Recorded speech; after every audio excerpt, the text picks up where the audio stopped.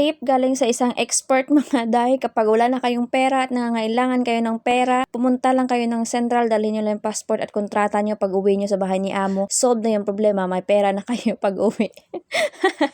Pupunta tayo ng Central for today's na video mga day, kasi kailangan kong ipadala yung mga gamit ng anak ko sa aking tiyahin kasi nga uuwi nga siya. Ito yung pinakamatao na lugar kapag linggo mga day, Central. Dito mo makikita halos lahat na nagtatrabaho sa Hong Kong ng mga Pinoy, dito mo sila mahahanap. Pag gusto mo ng Pinoy food, Pinoy na mga gamit, galing Pilipinas, dito lang yan sa Central mga day. Tip galing sa isang expert mga day, kapag wala na kayong pera at nangangailangan kayo ng pera, pumunta lang kayo ng Central, dalhin nyo lang yung passport at kontrata nyo pag uwi nyo sa bahay ni amo. Solve na yung problema, may pera na kayo pag uwi.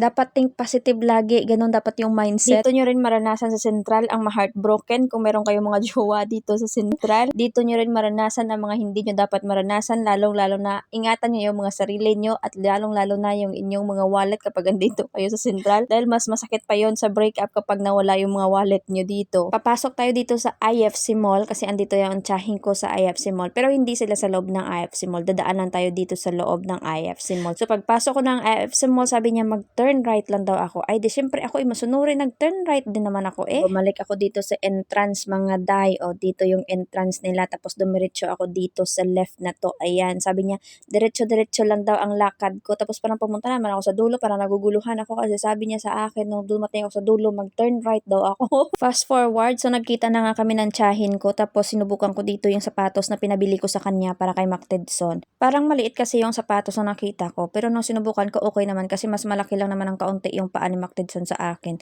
So ito yung shoes na pinabili ko sa kanya. Hindi po siya original pero ang ganda ng quality niyan, pang matagalan kumbaga. Hindi naman ako nagtagal dito pero accidentally nakapag-dessert ako dito kasi nga meron silang birthday. Swerte talaga minsan kapag merong birthday, pag uwi busog na busog. So hanggang dito na lang ating voice over. Bye bye!